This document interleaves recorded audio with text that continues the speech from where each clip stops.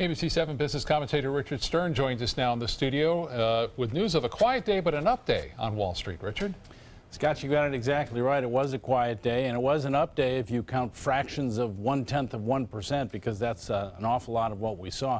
A lot of people are waiting for Friday for a couple of different reasons. Number one, the unemployment figures for the month of March will be released. Certainly that has influence on our friends at the Fed.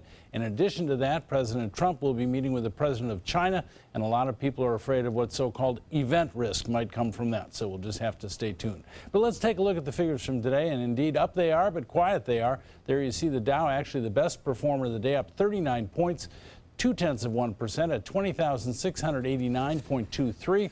That on volume of 606 million shares. The Nasdaq for the day up 0.07%, not quite 4 points, at 5,898.61. That on volume of 1,426 million shares. And the S&P up 0.06%, just over 1 point, at 2,360.16.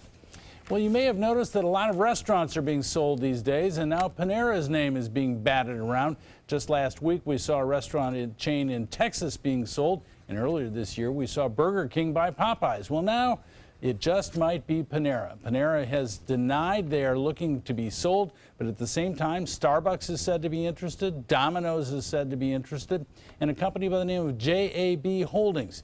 You may not know JAB, but they own Einstein Bagels, Caribou Coffee, Krispy Kreme Donuts, and Cura Green Mountain. Seems to me they're a company that's pretty much in the same business, so we'll have to see what happens, but Panera just might be in somebody's range, and based on what we've seen in the last 3 months, it's certainly a possibility. Definitely. And Richard, another company we talk about a lot, you have some news on Amazon.